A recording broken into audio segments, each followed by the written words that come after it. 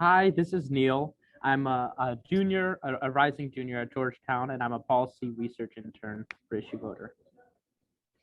Hi, my name's Allison. I'm a rising junior at Emory University studying psychology and statistics, and I'm an events planning intern at IssueVoter.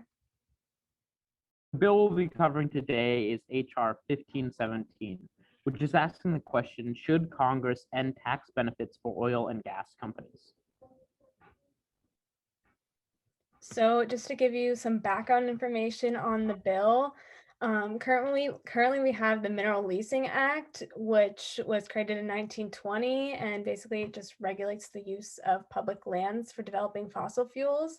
So under that act, currently oil and gas companies receive taxpayer subsidies, but some people believe that this act might be outdated now that the fossil fuel industries are highly profitable. Now that we have alternative energy sources, some that are cleaner than fossil fuels, and now that climate change is worsening. So HR 1517 would amend the Mineral Leasing Act. So just what does HR 1517 do? Well, first of all, it ends taxpayer subsidies to oil and gas companies. It also increases royalties, rental rates, inspection fees, and penalties on those same companies who extract resources from public lands. And then in turn, it uses this tax revenue that it generates to benefit frontline communities. So communities that will be most impacted by oil and gas extraction.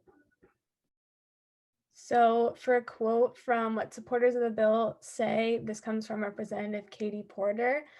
She says, public lands are collective national treasure that belong to the American people. Polluters that want to extract energy on these lands owe taxpayers a fair price.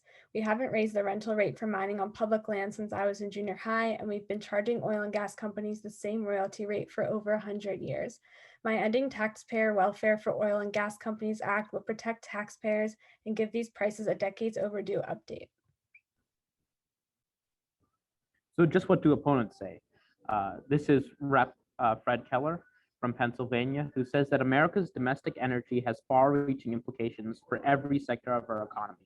In order to sustain good-paying jobs, create prosperity for future generations, and secure America's interests around the world, we must reject and counteract policies that place a higher premium on appeasing the radical left than protecting the future of America's energy sector. So what do you say? You can use the link in our bio to make your voice heard on this bill and others. So you can go on IssueVoter's website, read this bill summary again, read what the opponents say and the proponents say, and then send your opinion to your representative. Thank you guys so much for listening to us today.